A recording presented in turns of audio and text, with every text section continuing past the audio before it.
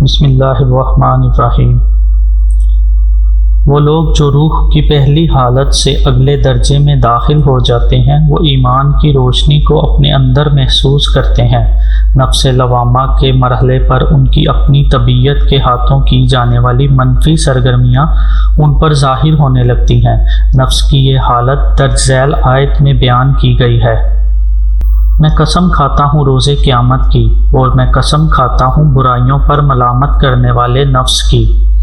نفس کی یہ حالت وہ فطری حالت ہے جس پر انسان پیدا ہوتے ہیں۔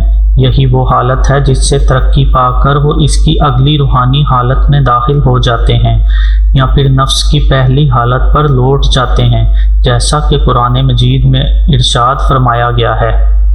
اور انسانی جان کی قسم، اور اسے ہمہ پہلو توازن و درستگی دینے والے کی قسم، پھر اس نے اسے اس کی بدکاری اور پرہیزگاری کی تمیز سمجھا دی۔ اس مقام پر بھی اگرچہ انسان کا نفس یہ چاہتا اور خواہش کرتا ہے کہ وہ دوبارہ پہلی صورت کی طرف پلٹ جائے، لیکن اب انسان وقتاً فوقتاً اللہ کے حضور معافی کا طلبگار رہتا ہے اور کوشش کرتا ہے کہ اللہ کی توفیق سے اسے نیکی بطور قوت محرکہ حاصل ہو، جس کا ذکر قرآن مجید کی درج ذیل آیت میں آیا ہے۔ اے ایمان والو، تم اللہ کے حضور رجوع کامل سے خالص توبہ کر لو، یقین ہے کہ تمہارا رب تم سے تمہاری خطائیں دفع فرما دے گا اور تمہیں بہشتوں میں داخل فرمائے گا جن کے نیچے سے نہریں رواں ہیں۔ جس دن اللہ اپنے نبی کو اور ان اہل ایمان کو جو ان کی ظاہری یا باطنی میت میں ہے رسوا نہیں کرے گا، ان کا نور ان کے آگے اور ان کے دائیں طرف روشنی دیتا ہوا تیزی سے چل رہا ہوگا۔ وہ عرض کرتے ہوں گے، اے ہمارے رب، ہمارا نور ہمارے لیے مکمل فرما دے اور ہماری مغفرت فرما دے، بے شک تو ہر چیز پر بڑا قادر ہے۔ ایسے میں انسان کے جسم اور روح کے درمیان ایک جنگ شروع ہو جاتی ہے کہ ان دونوں میں سے رہنمائی کون کرے گا، اس کا مالک کون ہوگا۔ اگر روح نفس پر غالب آ جائے تو انسان صاحب ایمان ہوگا اور حق کو اختیار کرے گا۔ اس کے برعکس اگر نفس روح پر غالب آ جائے تو ایسا شخص حق کو ماننے سے انکار کر دے گا۔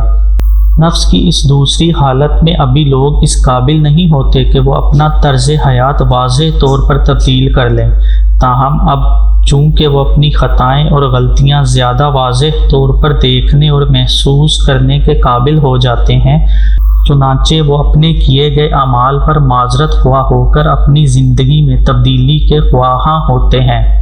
اس مقام پر وہ لوگ بھی جو اپنی عادت کے ہاتھوں مجبور ہوتے ہیں اس تکلیف کو سمجھنا اور محسوس کرنا شروع کر دیتے ہیں جو انہوں نے خود اپنی ذات کو اور دوسروں کو پہنچائی ہوتی ہیں، لیکن ان کے اندر بری خصلتیں ابھی اتنی کمزور نہیں ہوتی کہ ان کے رویے مکمل تبدیل ہو سکیں۔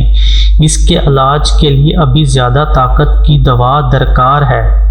بندہ اس کا علاج بیان کیے گئے یاد الہی کے معروف طریقوں سے کرتا ہے، جیسا کہ ادائیگی نماز، روزہ، صدقات و خیرات، تلاوت قرآن اور بری خصلت کے حامل دوستوں کی صحبت سے اجتناب وغیرہ۔ قرآن مجید میں ارشاد گرامی ہے، اے میرے بندے، تو اپنے آپ کو ان لوگوں کی سنگت میں جمائے رکھا کر جو صبح و شام اپنے رب کو یاد کرتے ہیں، اس کی رضا کے طلبگار رہتے ہیں، اس کی دید کے متمنی اور اس کا مکھڑا تکنے کے آرزو مند ہے۔ تیری محبت اور توجہ کی نگاہیں ان سے نہ ہٹیں۔ کیا تو ان فقیروں سے دھیان ہٹا کر دنیوی زندگی کی آرائش چاہتا ہے؟ اور تو اس شخص کی اطاعت بھی نہ کر جس کے دل کو ہم نے اپنے ذکر سے غافل کر دیا ہے اور وہ اپنی ہوائے نفس کی پیروی کرتا ہے اور اس کا حال حد سے گزر گیا ہے۔ اس کے برعکس اسے ایسے دوست بنانے کی ہدایت کی گئی ہے جو اعلیٰ اخلاق اور عمدہ عادات کے مالک ہوں۔ ارشاد باری تعالیٰ ہے، اے ایمان والو، اللہ سے ڈرتے رہو اور اہل صدق کی معیت میں شامل رہو۔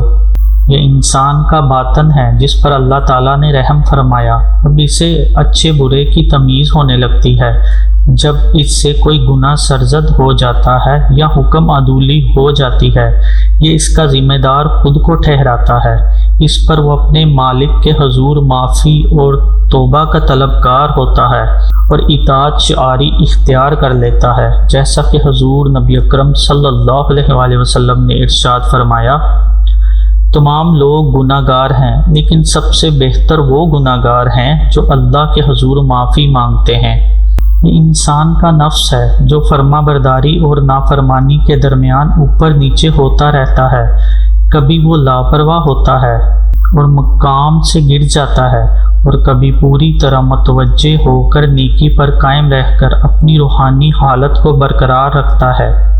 نفس کی اس حالت کا حامل شخص اپنے خواب میں بھیڑ، بکریاں، گائیں، اونٹ، مچھلی، کبوتر، بطخ، موم بتی، دکانیں، مکانات وغیرہ دیکھتا ہے۔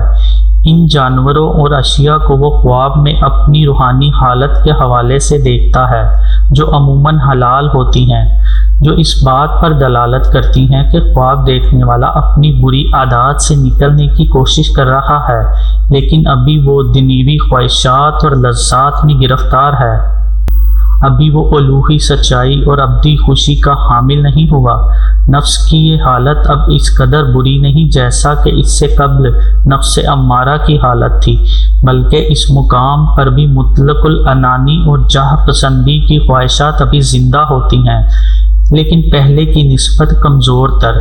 یہ روحانی سفر میں کامیابی کی پہلی سیڑھی ہے، اور اولیاء اللہ کے راستے میں صفائے قلب اور کامیابی کی جانب پہلا قدم ہے۔